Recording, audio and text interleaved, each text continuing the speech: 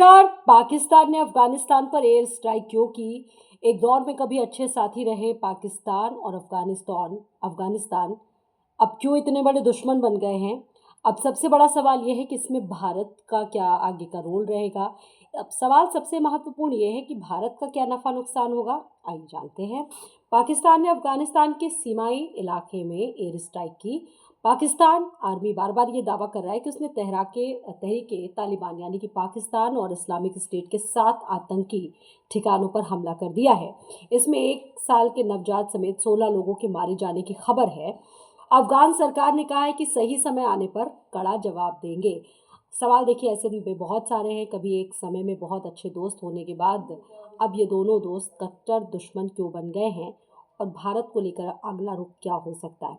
पाकिस्तान ने अफगानिस्तान में air strike क्यों की? लोगों के जहन में ये सवाल आ रहा है। पुराने साथी रहे पाक और तालिबान एक दुश्मन कैसे बन गए, हुआ कैसे? क्या अब दोनों देशों के बीच सीधी जंग हो सकती है? लोगों में ये भी सवाल है। और अगर जंग होती है तो फिर इससे तालिबान कैसे निपटेगा? पाकिस्तान इस समय कितने जो मोर्चे हैं उन पर घिरता जा रहा है। कुछ ऐसे सवाल हैं जिनका जवाब आना बेहद ज़रूरी है। और अगर बहुत ज़्यादा तनाव बढ़ता है इन दोनों जगहों का, इन दोनों देशों पर, तो फिर भारत का रुख क्या होगा अगला और क्या फ़ायदा होगा? आइए जानते हैं इस एक्सप्लेनर। पाकिस्तान ने अफगानिस्तान में एयर स्ट्राइक क्यों की? 22 फरवरी यानी कि ये आज 2026 की सुबह पाकिस्तान के 7 ठिकानों पर बिना चेतावनी के धड़ाधड़ हमले किए गए। पाकिस्तानी सेना के मुताबिक ये हमले अफगानिस्तान बेस्ड आतंकी संगठन तहरीके इस्लाम तहरीके तालिबान पाकिस्तान टीटीपी और उसके दूसरे समूहों के ठिकानों पर हुए। पाक सेना ने पहला हवाई हमला अफगानिस्तान के प्रांत के बर्मल शहर के एक मदरसे पर किया और उसके बाद अफगान पाक सीमा को डूरन लाइन भी कहते हैं। पाक आर्मी ने दावा किया है कि उसने सीमावर्ती इलाकों में कई सारे हमले किए, लेकिन असल में ये हमले डूरन लाइन से करीब 80 किलोमीटर अंदर तक हुए। और नगरहार प्रांत का बहसूद ज़िला सीमा से 75 किलोमीटर और घनी खेल 60 किलोमीटर अंदर बताया जा रहा है। तो वहीं पाकिस्तान के सूचना मंत्री अताउल्लाह तेहरान ने कहा है कि इंटेलिजेंस की मदद से हमने चुने हुए कई आतंकी ठिकानों पर ताबड़तोड़ हमले किए। पाकिस्तान की न्यूज़ एजेंसी जियो भी बता रही है कि रमज़ान के ठीक पहले इस्लामाबाद बाजार और बन्नू में सुसाइड बम हमलों के जवाब में सुनिश्चित तौर पर ये जो अटैक्स हैं, जो हमले हैं, वो किए गए हैं। दरअसल बीते दिनों अफगानिस्तान के कुछ आत्मघाती हमलावरों ने पाकिस्तान में भी कई सारे अटैक्स किए। इसके बाद पाकिस्तान ने चेतावनी दी कि अगर इस तरह की हरकतें करेगा तो हम दया नहीं दिखाएंगे। जो लोग इसके लिए जिम्मेदार हैं उनके खिलाफ कार्रवाई होगी, चाहे वो कहीं पर भी छुपे हुए हों। पाकिस्तान पर अब तक 3 बड़े हमले हो चुके हैं। इस्लामाबाद की शिया मस्जिद में सुसाइड बॉम्बिंग हुई जिसमें 31 नमाजी मारे गए और 170 लोग घायल हुए।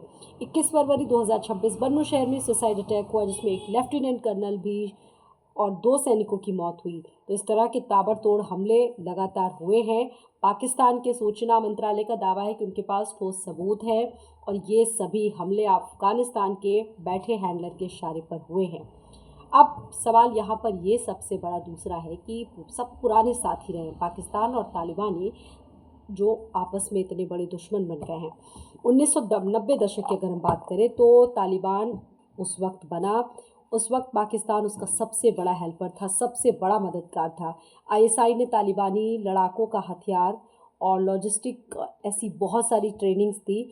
1996 में तालिबान ने काबुल पर पहली बार कब्ज़ा किया तो उसे मान्यता देने वाले देशों में पाकिस्तान सबसे ज़्यादा अगुवा था, आगे था। 2001 में अमेरिकी सेना अफगानिस्तान में दाखिल हुई तो पाकिस्तान ने तमाम अमेरिकी लोगों का साथ दिया।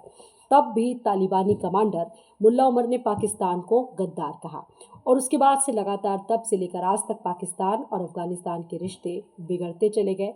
2021 में सभी ने देखा जब तालिबान के दोबारा अफगानिस्तान पर काबिज होने के बाद पाकिस्तान ने तालिबान से रिश्ते बेहतर करने की कोशिश की, लेकिन 3 बड़ी वजहों से रिश्ता बिगड़ता जा रहा है, जिसमें तालिबान पर टीटीपी को पनाह देने का आरोप भी सबसे बड़ा माना जा रहा है। अफगानिस्तान और पाकिस्तान के बीच सीमा विवाद चला आ रहा है और पाकिस्तान ने अफ़गानी शरणार्थी वापस भेज दिए हैं। इस तरह की भी जो खबरें हैं वो निकल कर आ रही है। पाकिस्तान 2023 से अवैध तरीके से रह रहे अफ़गानी शरणार्थियों को वापस भेजने का जो प्लान है वो शुरू कर चुका है और वो इसे आतंकवादियों की घुसपैठ से बचने के लिए ज़रूरी बताता है। पाकिस्तान का कहना है कि अफ़गानी शरणार्थी उसके संसाधनों पर एक नाजायज़ बोझ की तरीके हैं। इसकी वजह से वो उन तमाम शरणार्थियों को वहाँ से भगा देना चाहता है। वहीं पाकिस्तान से अफ़गानी शरणार्थियों को वापस भेजने के प्लान को तालिबान पॉलिटिकल ब्लैकमेलिंग करार देता है, क्योंकि उसके पास शरणार्थियों को बसाने के लिए पर्याप्त संसाधन नहीं है। अब सवाल ये है कि यहाँ पर क्या इन दोनों देशों के बीच सीधी सीधी जंग हो सकती है। 2021 की अगर हम बात करें तो अफ़गानिस्तान पर तालिबान का शासन आने के बाद ये पहली बार है जब पाकिस्तान अफ़गानिस्तान के अंदरूनी इलाकों, यहाँ तक कि राजधानी काबुल तक पर ड्रोन और जेट से हमले कर रहा है। हालांकि पाकिस्तान का कहना है कि वो आतंकी ठिकानों को सिर्फ निशाना बना रहा है, जो रेजिडेंशियल एरियाज़ हैं उन तमाम जगहों को पाकिस्तान छू नहीं रहा है।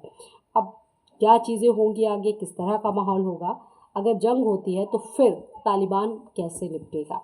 सैन्य और कूटनीतिक मोर्चे पर अगर देख ले तो तालिबान पाकिस्तान से कहीं कमज़ोर दिखता है। पाकिस्तान के पास अभी 6,54,000 एक्टिव सैनिक हैं, 17,000 बख्तरबंद गाड़ियाँ हैं, 2600 से ज़्यादा टैंक है, 328 फाइटर एयरक्राफ्ट है।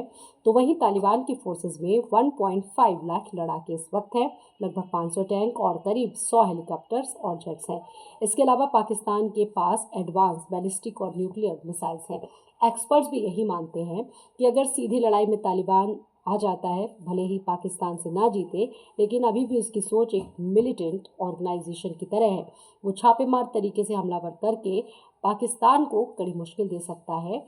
और सबसे बड़ी बात यह कि तालिबान लड़ाके गुरिल्ला वॉर यानी कि छापामार युद्ध और सुसाइड अटैक में बड़े माहिर हैं। वो लंबे समय तक पाकिस्तान में घुसकर हमलों को अंजाम देते हों। हालांकि इसमें विश्लेषक जो हैं वो ये भी कहते हैं कि तालिबान सरकार भले ही इनकार करती हो, लेकिन वो टीटीपी को संरक्षण ज़रूर देती है। पाकिस्तान करीब 20 सालों से उसके खिलाफ गुरिल्ला वॉर कर रहे हैं और टीटीपी से मुकाबला कर रहे हैं। तो इस समय पाकिस्तान कई मोर्चों पर घिरता जा रहा है, एक साथ 4 मोर्चों पर घिर रहा है। भारत के साथ जो तनाव है पूरी दुनिया देख रही है, बलूच विद्रोह क्या है वो देख रही है, घरेलू आतंकवादी हमले, सबसे ज़्यादा तो वो घरेलू आतंकवादी हमलों से परेशान है। ये सबसे बड़ी समस्या जो उसकी डोमेस्टिक समस्या है। और उसके बाद ये चौथा जो मोर्चा है वो सामने आ चुका है, अफ़गानिस्तान और तालिबान का है। तो ऐसे बहुत सारी चीज़ें हैं।